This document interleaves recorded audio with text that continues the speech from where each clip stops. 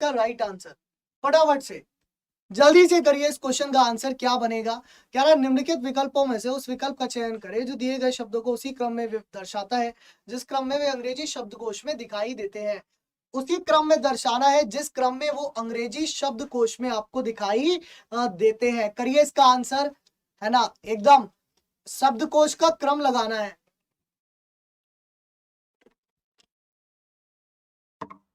शब्दकोश का क्रम लगाना है। अब देखिए एस और पी और ई जो है वो सभी में कॉमन आ रहा है, एस पी ई, और मुझे लगता है सी तक सब में कॉमन आ रहा है ना, सिर्फ एक को छोड़ के। यहाँ पर 5 सबसे पहले हो गया। अब 5 केवल एक ही ऑप्शन में सबसे पहले है, तो ऑप्शन नंबर 2 जो है आपका राइट आंसर होगा। आगे हमें चेक करने की नीड इसलिए नहीं पड़ी क्योंकि यहाँ पर हमारा काम चल गया, तो ऑप्शन नंबर 2 पे हमने टिक कर दिया। अगर हमें चेक करना होता तो हम कर भी देते, फिलहाल हम क्यों करें जब हमारा काम चल गया है। अगला क्वेश्चन देखिए, बहुत बढ़िया क्वेश्चन है। एक क्वेश्चन फिक्स आना है सिटिंग अरेंजमेंट से। एग्जाम में एक क्वेश्चन फिक्स आएगा ही आएगा, और जो इसको छोड़ के आएगा वो अपना घाटा करेगा। कहते हैं ना कि इसमें तेरा घाटा मेरा कुछ नहीं जाता, है ना। ये क्वेश्चन करके आता तो नंबर मिल जाता। बस चलिए करिए इसका आंसर जल्दी से कि ये क्वेश्चन क्या कह रहा है। चलिए करिए इस क्वेश्चन का आंसर जल्दी से, ये क्वेश्चन आपसे क्या कह रहा है। और आपके पास सिटिंग अरेंजमेंट का एक बहुत ही प्यारा सा प्रश्न है। आपके पास सिटिंग अरेंजमेंट का एक बहुत ही प्यारा प्रश्न है ना। प्यारा इसलिए क्योंकि इससे नंबर बनते हैं और इससे प्रश्न बनते हैं। ठीक है, कह रहा है कि 6 मित्र P Q R S T और यू एक वृत्ताकार मेज के चारों ओर केंद्र की ओर उन्मुख है। 1 2 3 4, है ना, 5 और 6। 1 2 3 4 5 और 6, जो इसको करेगा भाई साहब उसको टॉफी मिलेगी। कह रहा पी एस के दाएं से दूसरे स्थान पर है। पी एस के दाएं से दूसरे स्थान पर है, अर्थात एस अगर यहां रहा होगा तो पी यहां रहा होगा। कह रहा है कि पी आर और यू के बीच बैठा है, तो पी जो है वो आर और यू के बीच बैठा है, तो पी जो है वो आर और यू के बीच बैठा है। कह रहा है क्यू टी के ठीक बाएं है, तो क्यू जो है वो टी के ठीक बाएं है, क्यू जो है वो टी के ठीक बाएं है। कह रहा है एस आर के ठीक बाएं बैठा है, एस जो है वो आर के ठीक बाएं बैठा है, अर्थात ऊपर वाला हटा दीजिए, ये गलत है। तो पी और एस के बीच कौन बैठा है? तो पी और एस के बीच बैठा व्यक्ति जो है वो आर है, यानी कि ऑप्शन नंबर 2 है। पी और एस के बीच बैठा व्यक्ति जो है वो आर है, यानी कि ऑप्शन नंबर 2 आपका राइट आंसर होगा। क्या होगा? ऑप्शन नंबर 2 जो है आपका राइट आंसर बनेगा। अगला क्वेश्चन देखिए, नेक्स्ट आपकी स्क्रीन पर बनाइए। कह रहे हैं कि उस आकृति का चयन करें जो निम्नलिखित आकृति श्रृंखला में आगे आएगा। अब यानी कि इस सीक्वेंस में अगला जो सीक्वेंस है वो किसका है? अगला जो सीक्वेंस है वो किसका है बताइए। 30 सेकंड का समय आपके पास है। 30 सेकंड एग्जाम के लिए बहुत है, इससे ज्यादा का समय आपको नहीं लगना चाहिए। ठीक है मेरे चीतो, क्या बात है मेरे शेर और शेरनियों, दहाड़ दो एक बार जोर से। चलिए करिए इसका आंसर जल्दी से, फटाफट से बताइए क्या होगा इसका सही आंसर। फटाफट से बताइए क्या होगा इसका सही आंसर। देखिए ये यहां से यहां, फिर यहां, फिर यहां, फिर यहां, अर्थात यहां तो नहीं होगा, ये ऑप्शन गलत है ना, यानी कि ये 3 सही। फिर उसके बाद स्टार यहां यहां यहां यहां, देखो यहां से यहां, यहां से यहां, यहां से यहां, यहां से यहां, मतलब बीच में आएगा स्टार।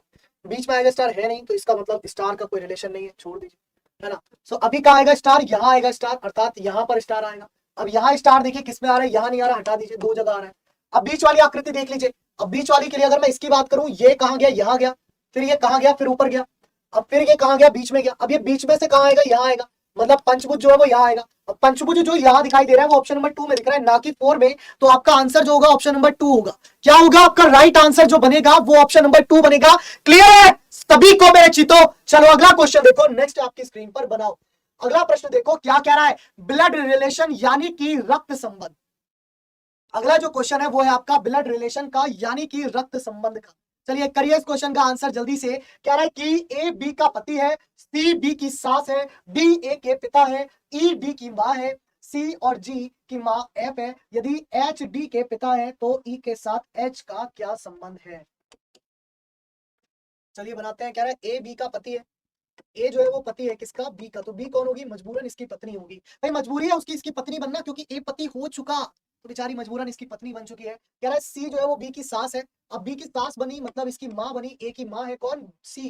कह रहा है डी ए के पिता है, अर्थात इनका विवाह डी से हो गया, तो डी जो है मजबूरन इनके पति हो गए। कह रहा है ई डी की मां है, अब ए जो है वो डी की मां है, मतलब सी की सास है ना। कह रहा है सी और जी एफ की मां है, तो सी और जी, सी और जी की मां एफ है।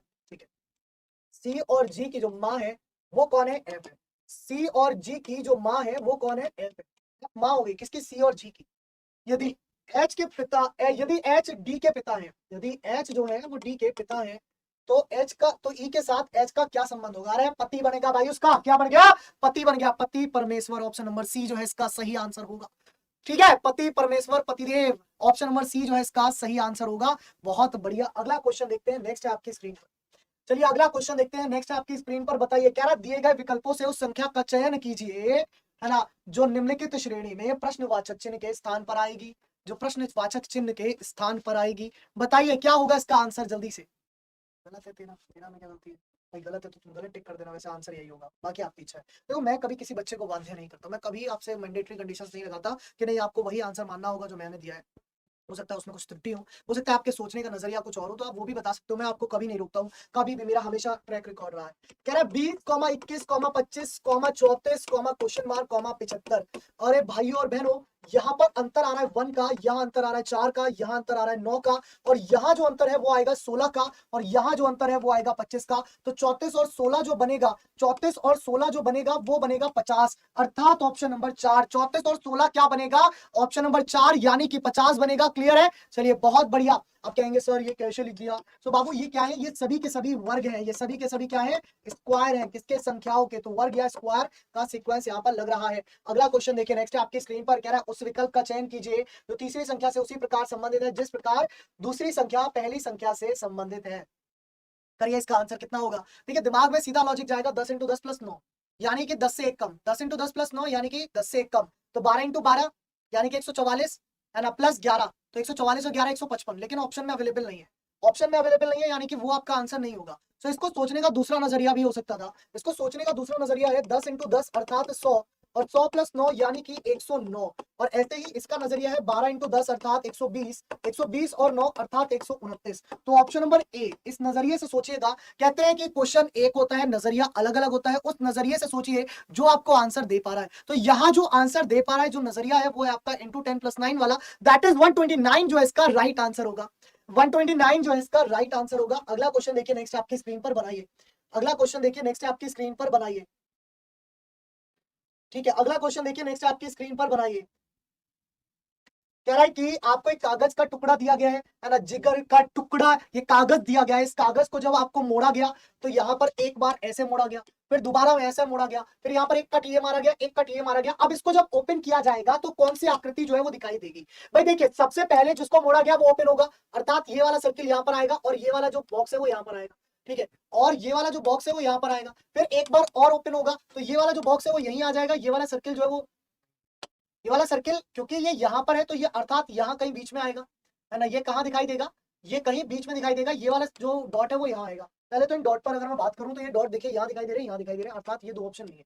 फिर अगर मैं बात करूँ, दो सर्किल वहां है, तो उसके बाद जो दो सर्किल दिखाई देंगे वो दोनों इनके बीच में है, अर्थात यहाँ पर इनके बीच में, यानी कि ऑप्शन नंबर 4 में। यहाँ पर केवल दो सर्किल बचे, तो नहीं आएंगे, 4 आएंगे, अर्थात ऑप्शन नंबर 4 जो है इसका राइट आंसर होगा। कितना होगा? ऑप्शन नंबर 4 जो है इसका राइट आंसर बनेगा। अगला क्वेश्चन देखिए, एकदम तड़कता भड़कता प्रश्न आ चुका है। अगला प्रश्न है आपकी स्क्रीन पर, करिए इसका आंसर एकदम जोरदार तरीके से। ये क्वेश्चन वो हर एक बच्चा कर सकता है जिसको प्लेस वैल्यू याद है, बिना पेन बिना पेपर उठाए। अगर आपको प्लेस वैल्यू याद नहीं है तो फिर पेन पेपर की जरूरत पड़ेगी भाई। 14 10 6 अर्थात 2 बी, ऑप्शन नंबर ए आपका आंसर खत्म।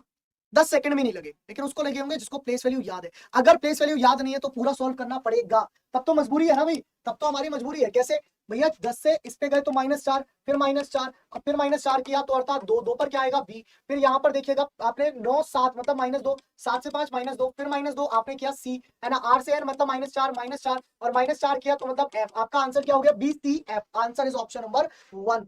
1 ऑप्शन जो है आपका राइट आंसर होगा। एक और बहुत ही प्यारा क्वेश्चन है, ध्यान से देखेंगे इस प्रश्न में क्या कह रहा है। बचपन में फोटो खिंचवाने कौन कौन जाता था पापा के साथ?